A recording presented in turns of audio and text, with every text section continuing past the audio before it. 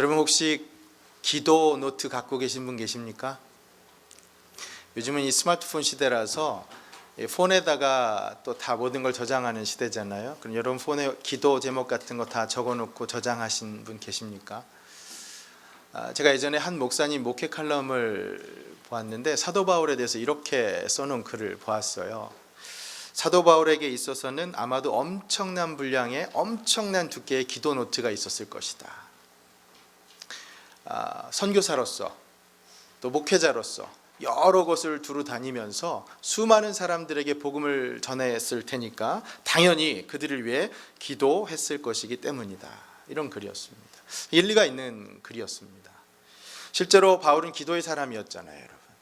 우리가 잘 아는 유명한 데살로니가전서 5장 16, 17, 18절 어떻게 말씀하죠? 항상 기뻐하라. 쉬지 말고 기도하라. 범사에 감사하라. 바울은 이 말씀처럼 기도를 권면했고 자기 스스로가 기도하는 사람이었습니다.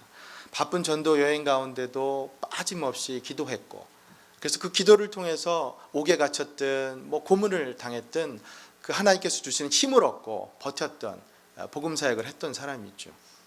오늘 우리는 바울의 그 기도 노트에 적혀 있던 그 기도의 글을 함께 묵상하려고 합니다. 이 빌립보서를 통해서 말이죠. 왜냐하면 이 빌립보서 이 안에 기도의 사람 바울이 써내려간 기도의 글, 빌립보 성도들을 향한 그 중보기도, 축복기도가 이 안에 담겨 있기 때문입니다.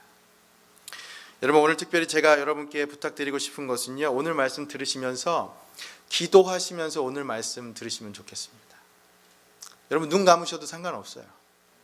제가 이렇게 말씀드렸더니 일부의 거의 절반 정도가 눈을 감고 말씀을 들으시더군요. 눈 감으셔도 상관없어요. 기도하시면서 오늘 말씀 들으면 좋겠습니다. 하나님, 제가 오늘 이 말씀을 통해서 이 말씀처럼 우리 교회가, 우리 가정이, 제 기도 생활이 변화되는 은혜를 체험할 수 있도록 은혜 베풀어 주시옵소서. 이렇게 기도하시면서 말씀 들으면 좋겠습니다. 부디 이 말씀을 통해 우리의 기도가 어떤 모습이어야 하는지 귀중한 깨달음 주시기를 간절히 소망합니다. 잘 아시는 것처럼 우리 빌립보서는 옥중서신이잖아요. 바울이 로마의 감옥에 갇혀서 빌립보 성도들에게 보낸 편지입니다. 4장밖에 안 되는 이 빌립보서가 근데 참 많은 주제를 담고 있어요. 김세윤 교수님이 쓴 빌립보서 강의라는 책에서 보면 이렇게 언급을 합니다.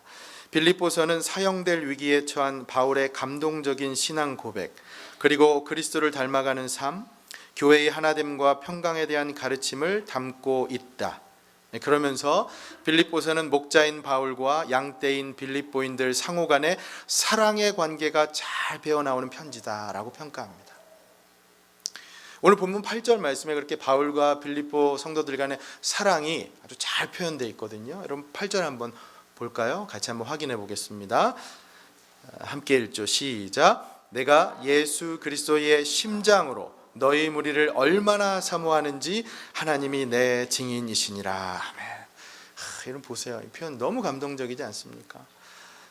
예수 그리스도의 심장으로 사모한다. 저도 개인적으로 너무 불리고 싶은 별명인데요. 어떤 분은 이런 바울의 모습을 보면서 바울의 별명을 이렇게 얘기하더라고요. 뭐라고 하냐면 성도 바보. 이해가 되시죠? 우리 딸을 사랑하면 딸 바보. 저는 딸 바보입니다. 아들을 사랑하면 아들 바보, 성도를 사랑하면 성도 바보. 바울이 그랬습니다. 바울이요 정말 성도 바보였습니다. 오늘 말씀 묵상하다 보면 정말 구구절절 여기 빌립보 교회를 향한 자신의 그 사랑을 마치 연애 편지 써내려가듯이 이렇게 다 써내려갑니다. 이 자리에 우리 청년들 많으신데 여러분, 내가 연애 편지를 어떻게 써야 할까 혹시라도 그렇게 궁금해하시는 분들 제가 빌립보서 읽기를 추천드립니다. 정말 애틋한 사랑의 마음으로 한자 한자 적어 내려갑니다.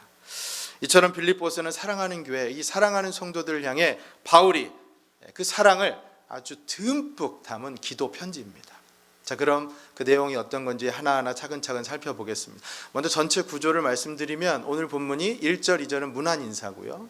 3절부터 8절까지는 감사와 기쁨과 확신을 담은 바울의 권면입니다. 그리고 9절부터 11절까지 이제 구체적인, 실제적인 기도 제목들을 쭉 나열하고 있습니다. 우리 그러면 문안 인사는 스킵하고 바로 3절, 4절을 한번 봉독해 보도록 하죠. 시작.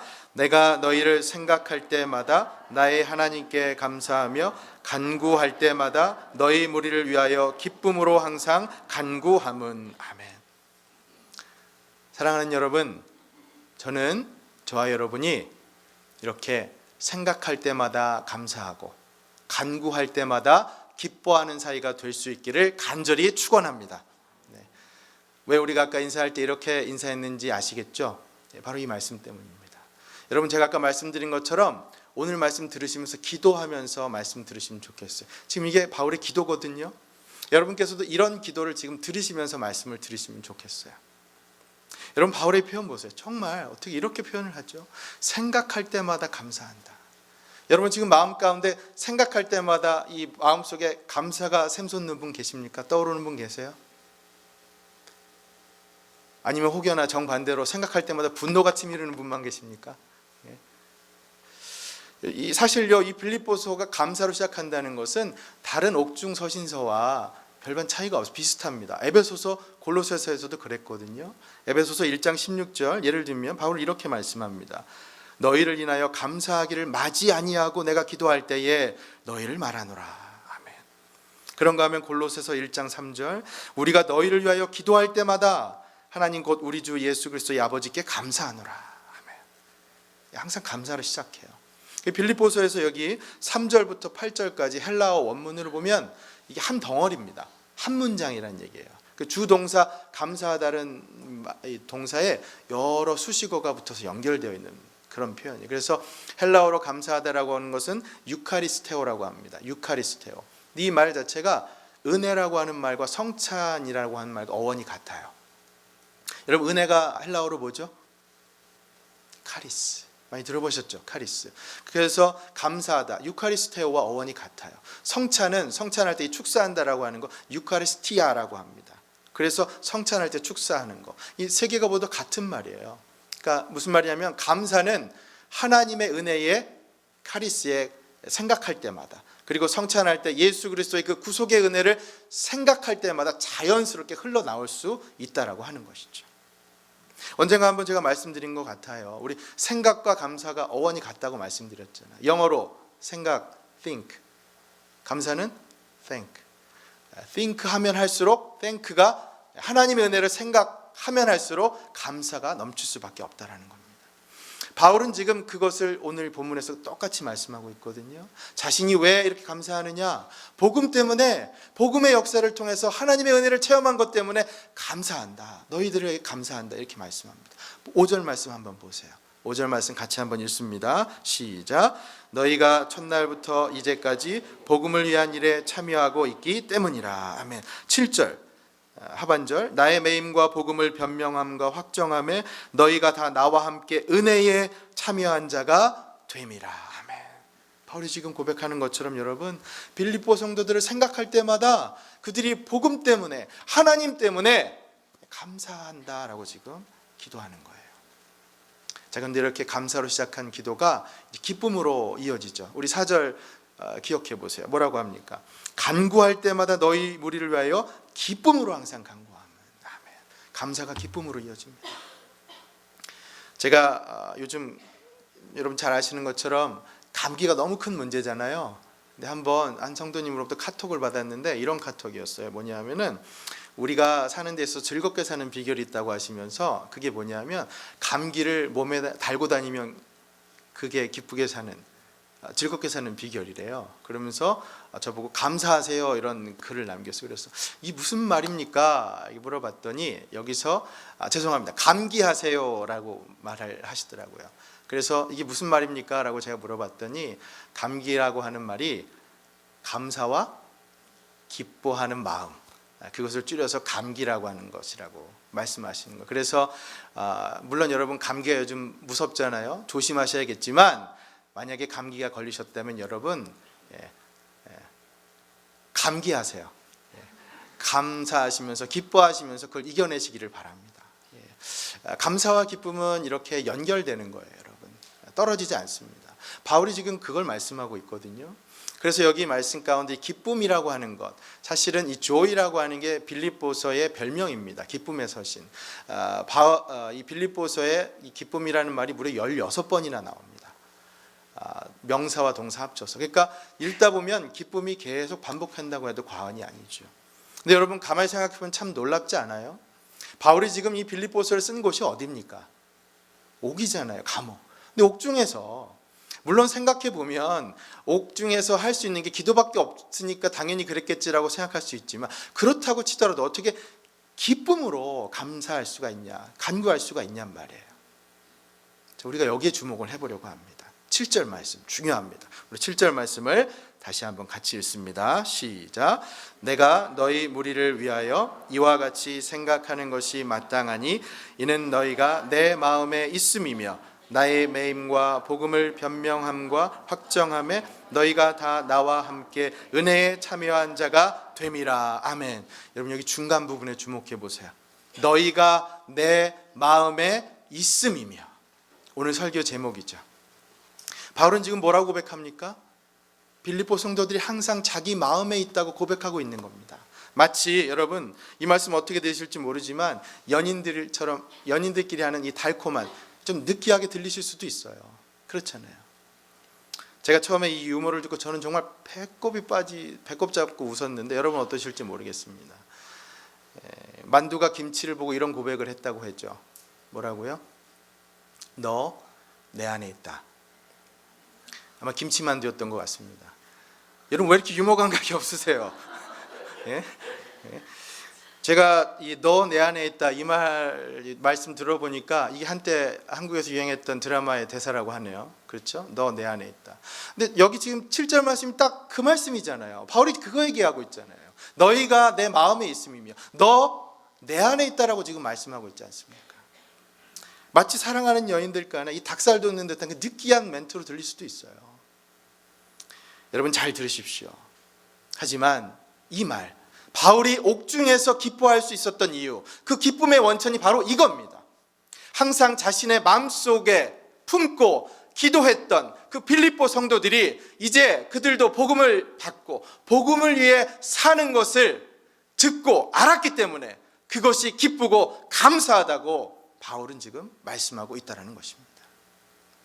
사랑하는 여러분, 제가 오늘 말씀 준비하면서 정말 이 구절이 제 가슴에 찐하게 남았습니다.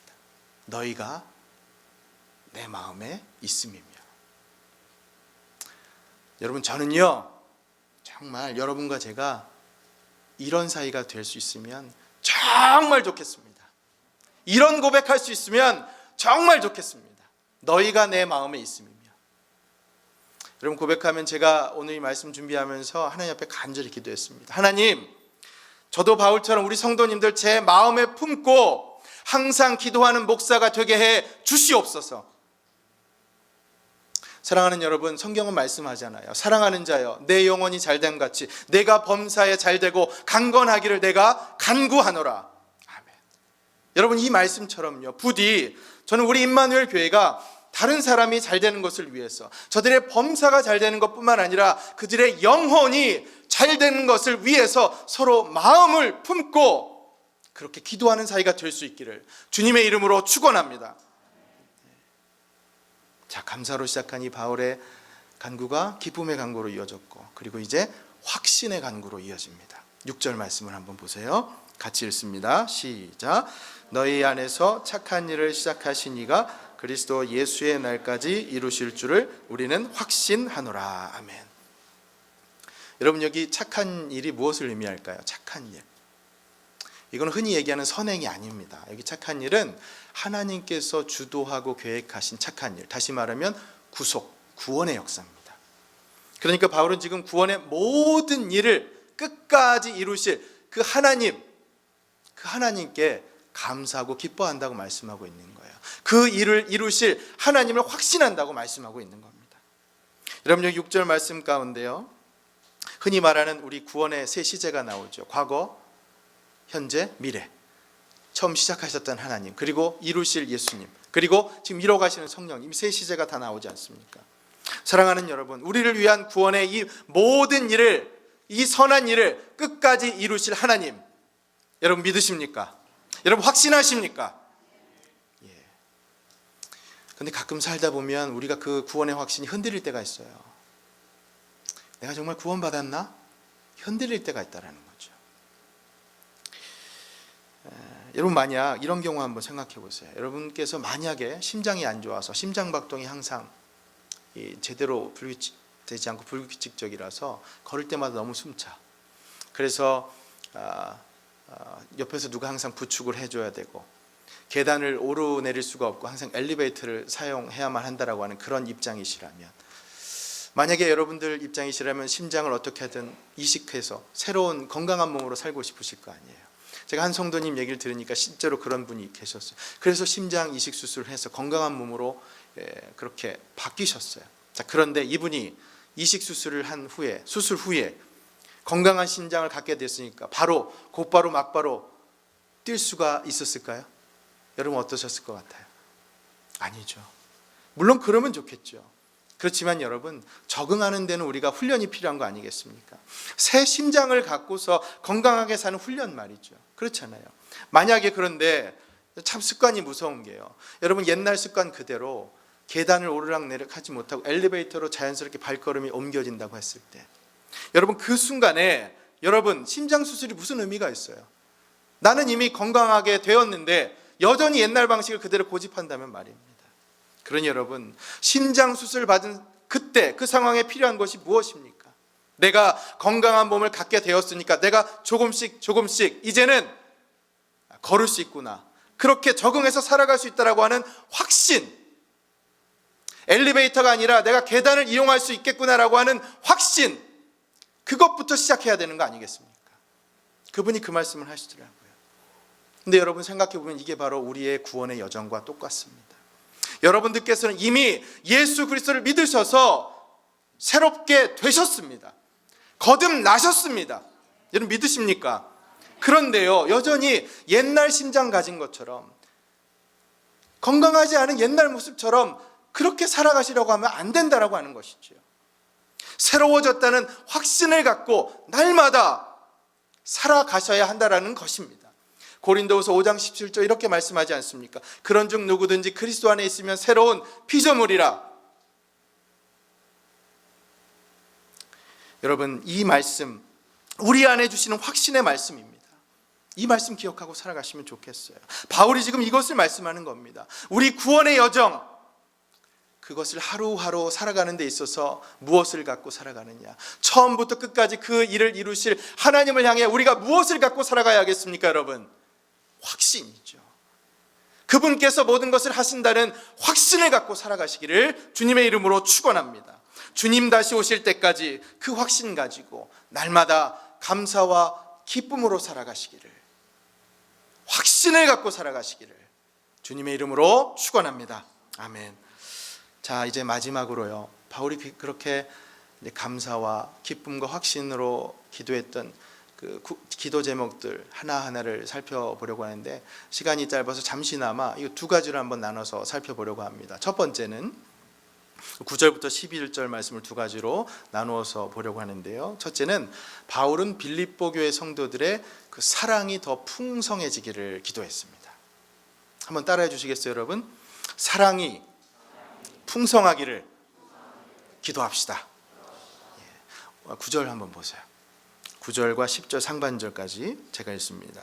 내가 기도하노라, 너희 사랑을 지식과 모든 총명으로 점점 더 풍성하게 하사 너희로 지극히 선한 것을 분별하며. 아멘.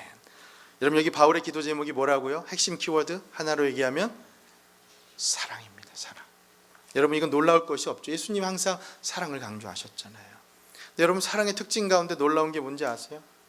사랑은 나눌수록 더 풍성해집니다. 우리가 잘 아는 복음성가 있잖아요. 사랑은 참으로 버리는 것 이상하다 동전 한 입 움켜잡으면 없어지고 쓰고 어떻게 해요? 모르는 것처럼 그러세요. 쓰고 빌려주면 풍성해져. 땅 위에 가득하네. 처음 들으십니까? 여러분 다 기억하시죠? 바울은 지금 이것을 말씀하고 있는 거예요. 빌립보 교인들에게 이미 너희들이 갖고 있던 사랑이 더 풍성해지기를 기도하고 있다는 겁니다. 그런데 여러분 주의해서 볼 게 있죠. 어떻게 하면 더 풍성해질 수 있느냐? 여러분 9절 말씀 잘 보세요. 그냥 사랑만을 얘기한 게 아니잖아요. 뭐예요? 그 사랑이 지식과 총명에 더해져서 더 풍성해질 수 있다라고 말씀하죠. 여러분 이것을 주목하십시오. 여러분 우리가 사랑에 대해서 오해하는 것 가운데 하나가 있는데요. 사랑 그 자체가 너무 좋은 건 맞습니다. 그런데 사랑을 우리가 단순히 어떤 정서적이고 감정적인 표현으로만 생각할 때 그렇지가 않아요. 사랑은 절대 그런 게 아닙니다. 여기 말씀 보세요. 사랑은 지식과 총명, 다시 말하면 통찰력이 더해졌을 때 더 풍성해지는 겁니다. 여기서 지식이라고 하는 건 헬라어로 에피그노시스입니다. 하나님을 아는 지식을 말하는 거예요. 성경을 통해서 하나님을 아는 지식이 더 많아질 때 사랑이 풍성해진다라고 하는 겁니다.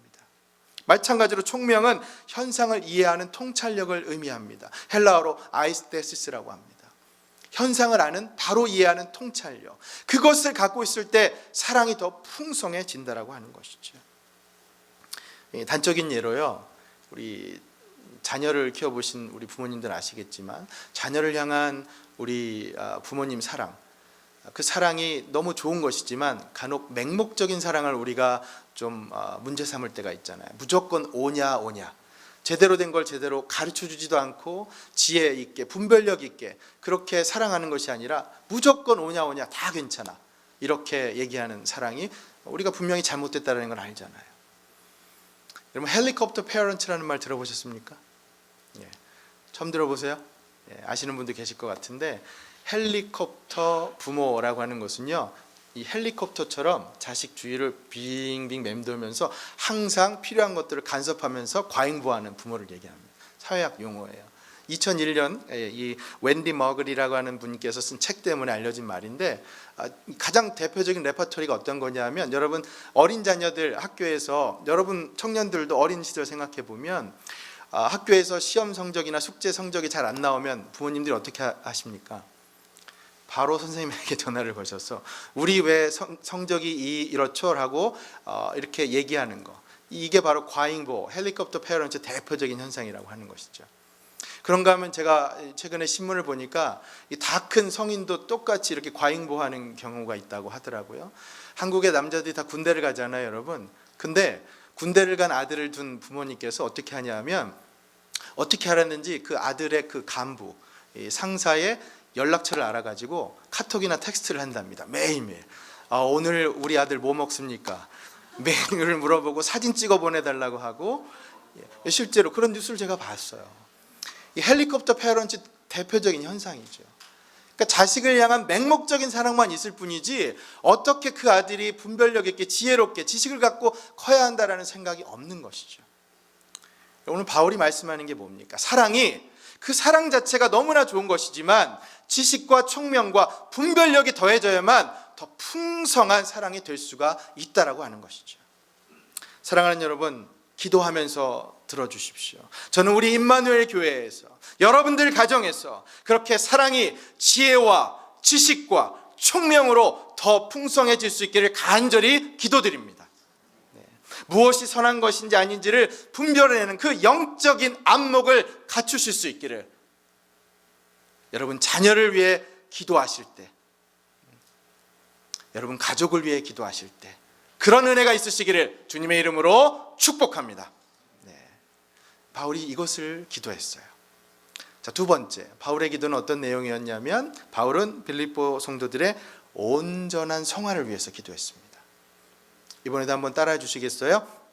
온전한 성화를 이루도록 기도합시다. 성화, 성화라는 말이 영어로 sanctification이잖아요, 그렇죠? 의롭다함, justification 다음에 우리가 매일매일 거룩해지는 이 성화. 바울이 지금 이 말씀 가운데 빌립보 성도들의 성화를 위해서 기도합니다. 10절, 11절 말씀을 한번 보세요. 10절 중반부터 제가 읽습니다. 또 진실하여 허물 없이 그리스도의 날까지 이루고 예수 그리스도로 말미암아 의의 열매가 가득하여 하나님의 영광과 찬송이 되기를 원하노라. 아멘. 바울이 여기서 성화의 두 요소를 두 가지 형용사를 통해서 표현합니다. 하나는 진실된, 진실하여, 또 하나는 허물없이라고 하는 두 형용사. 이게 성화예요. 허물없이라고 하는 건요, 이 헬라 원어로 보면은 프로코포스라고 합니다. 부정을 나타내는 접두사와 프로코포스, 이게 합쳐졌어요. 그래서 넘어짐 없이라는 말입니다. 실족함 없이, 그런 말이에요. 근데 여기 진실하다라고 하는 말은 헬라어로 에일리 크리네스라고 하는데, 이게 뭐냐면 햇빛이라는 말과 판단하다라고 말이 합쳐진 겁니다. 그러니까 태양빛에 비춰져서 판단한다는 거예요. 근데 왜 태양빛에 비춰져서 판단하는 게 진실이라는 뜻이 되었을까요? 이 유래를 보면 굉장히 재밌는데요. 원래 이 말이 어디서 유래한 거냐면 도자기를 굽는 데서, 만드는 데서 유래를 했습니다. 여러분, 도자기 이 등급 결정할 때, 퀄리티 결정할 때 어떻게 판단하는지 아세요? 어떤 게 최상품인지 아십니까?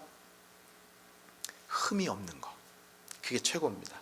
근데 만약에 흠이 생기면 어떻게 할까요? 도공들이 어떻게 합니까? 깨트려 버리잖아요. 근데 이 비양심적인 도공들은 어떻게 하겠어요? 흠이 생긴 거를 덧칠을 하죠. 안 보이도록. 이 어두운 데서는 안 보여요. 그런데 이게 햇볕에 나가 비춰보면 어떻게 됩니까? 다 보인다는 것이죠.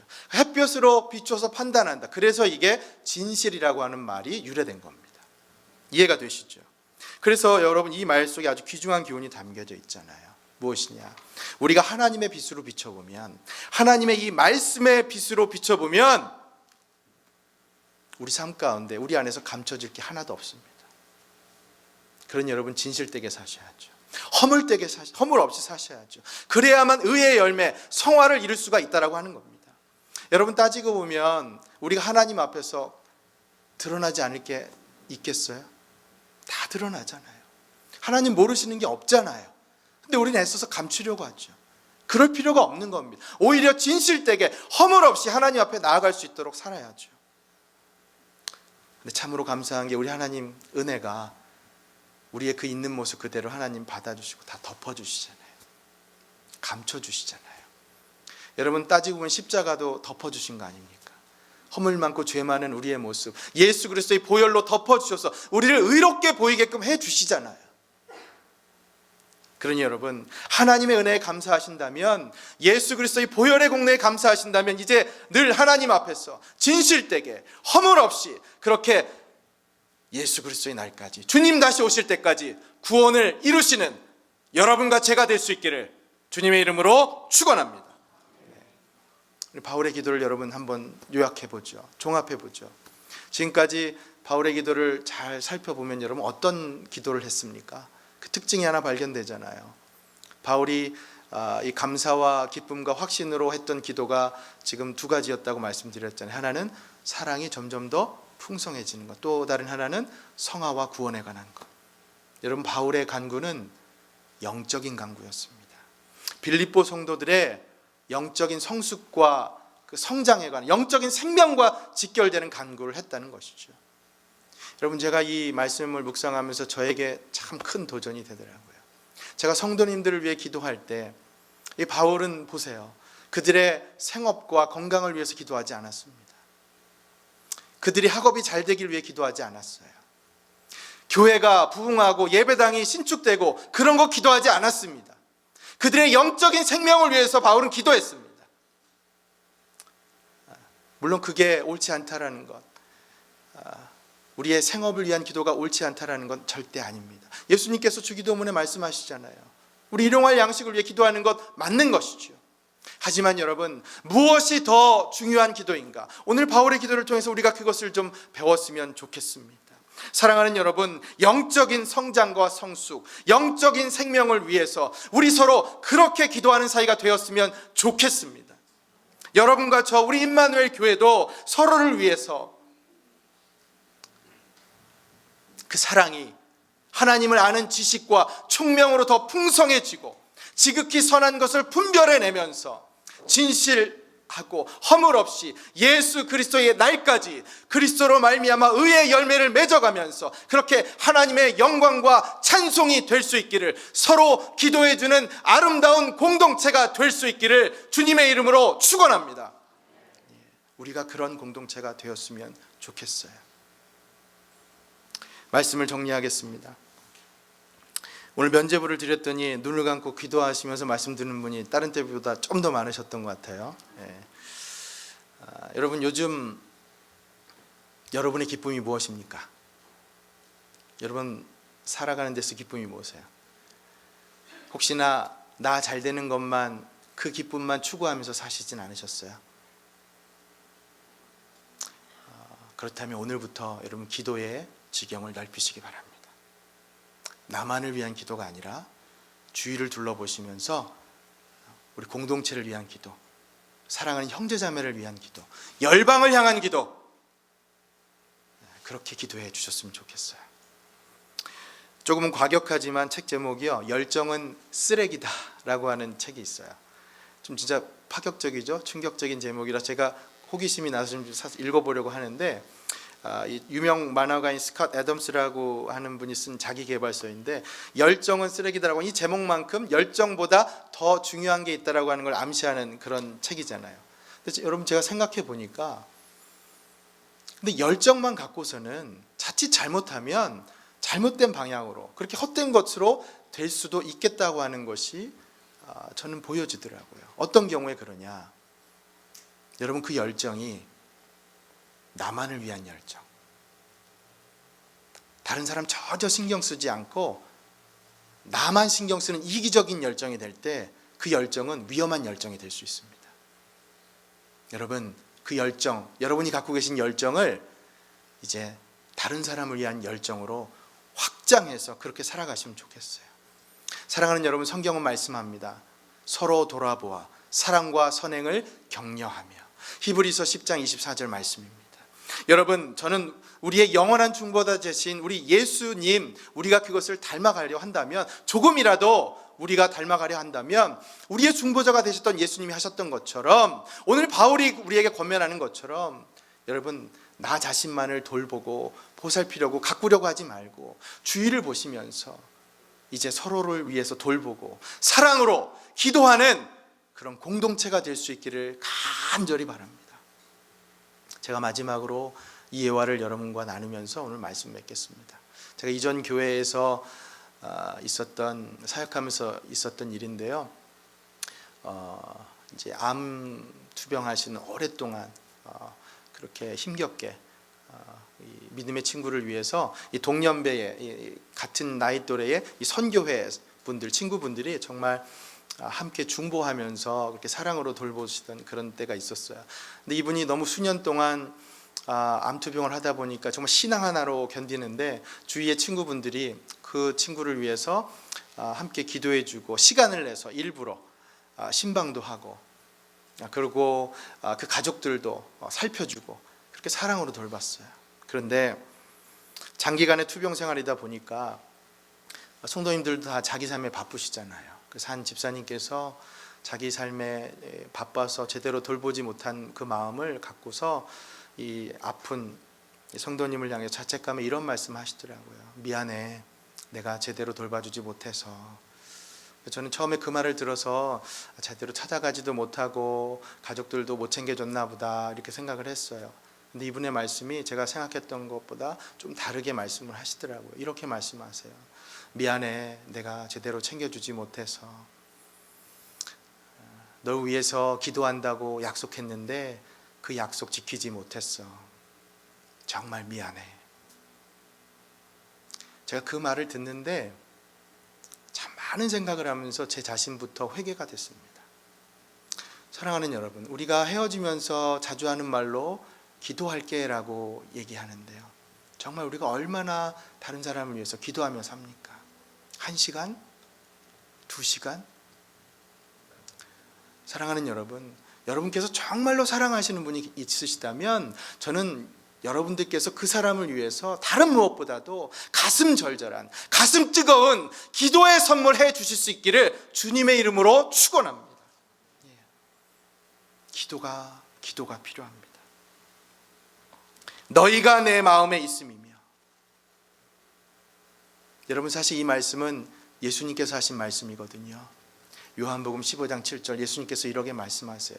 너희가 내 안에 거하고 내 말이 너희 안에 거하면 무엇이든지 원하는 대로 구하라. 그리하면 이루리라. 아멘. 사랑하는 여러분, 너희가 내 안에 거하는 것, 우리가 그것부터 시작해야 하는 줄 믿습니다. 저는 우리 임마누엘 공동체가 서로를 위해서 먼저 내 마음 안에 다른 성도들을 품고 살아가는 것, 그것부터 시작했으면 좋겠습니다. 그럴 때 우리 주님께서 우리의 간구를 들으시고 우리가 무엇을 요구하든지 간에 그것을 들으시고 응답해 주실 줄 믿습니다. 그러니 여러분, 지금 이 순간에도 우리를 위해서 저 하늘 보좌 위에서 중보하실 우리 예수님 생각하신다면 이제 여러분 서로를 위해서 마음을 품고 서로 사랑하고 돌보고 기도하는 우리 임마누엘 공동체 될 수 있기를 주님의 이름으로 축원합니다. 아멘. 우리 함께 찬양하죠.